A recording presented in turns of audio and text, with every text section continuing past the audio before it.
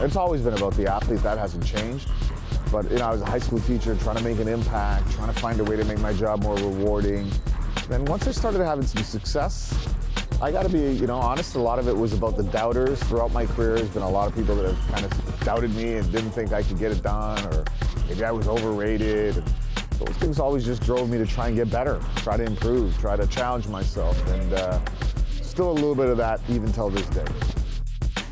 It was my first year at Eastern, city championship game. That was probably the most pressure I'd ever put on myself as a coach, because I'd taken over a historic program and I just felt like I had to deliver results right away. And here we go against our bitter rival, and we don't get to Ofsa. We lose in my first season, and that was devastating. And it's painful even till this day. You got to keep it in perspective, and that, if you're really about it, then you got to get up and you got to get better, and you got to try and win the next one. We went on from that defeat and had a historic run over the next 9 seasons and broke every record in Canadian high school basketball history. So sometimes it's that failure that's the fuel for future success.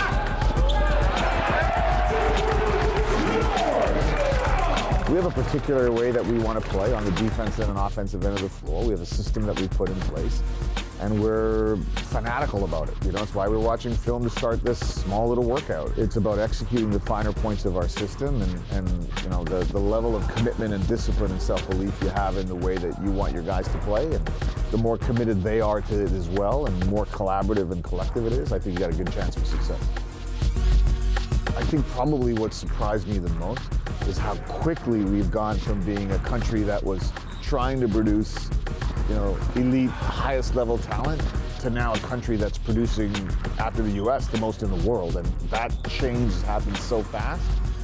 Once Corey and Tristan's draft came, it just started to roll after that. Every year we're getting, either a #1 pick or lottery picks. And now we're a little disappointed when our lottery pick is like 7 or 10. Like, we're like, well, why do we have #1 or not the top 3? And it's just changed so quickly. I think Shai Gilgeous-Alexander is a great example. I cut him from our junior team when he was in the 10th grade because he wasn't ready. He was just skinny. He wasn't physically there. But a year later, he was a huge part of a qualifier in Chile, in Valdivia, when we lost a really close game to the U.S. And then that was the team that went on the following year and won in Cairo. So his rise has been really unique, because I think if people knew what he was when he was in the 10th, 11th grade, nobody would have imagined that he would be the guy that's garnering all the attention that he is right now.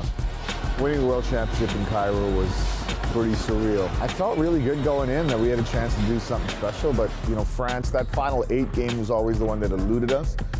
So once we beat France, it kind of took some pressure off us, and just everything came together for us in that game. That was a very, very special win for us, for sure.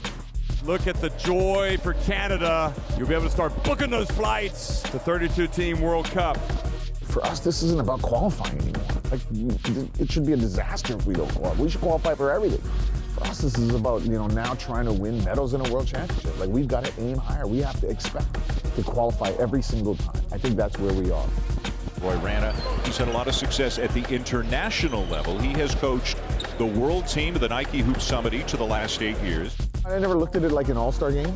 I looked at it like a preparation for an international game. It's just the challenge is a little different, because you have guys coming in from all over the world who don't know each other, who some don't speak the language. Some of them are making huge sums of money and are already professional. Some of them are high school players. The challenge for me is how do you pull this all together in a way that they understand that it's not an all-star game. It's important to win, and it's important to play the right way, and it's important to prepare the right way. And I've always approached it that way, and we've had pretty good success now. Every coaching experience I have is fulfilling. Whether it's the Hoop Summit in 5 days, watching Bismack Biyombo go from unknown to the 7th pick in the draft, whether it's being with Joel Embiid and watching, his growth, or Ben Simmons, or Wiggins, or Murray. Turn on the TV now, and there's like 8 NBA games on, and usually I've got at least 2 or 3 guys in every single game that I've coached. So I get to watch the game with a little bit of a different sense of pride as well. This year, my Ryerson program is obviously the most fulfilling, because it's the one I give to every day, and I get a chance to see guys come in and exit 5 years later, and you get to just see the growth of people over time, because you're with them for a longer period of time. So I've been around the game for a long time now. I've seen it grow in the city. I consider myself part of the city's basketball culture, and just really, really proud. Very, very proud Toronto basketball guy.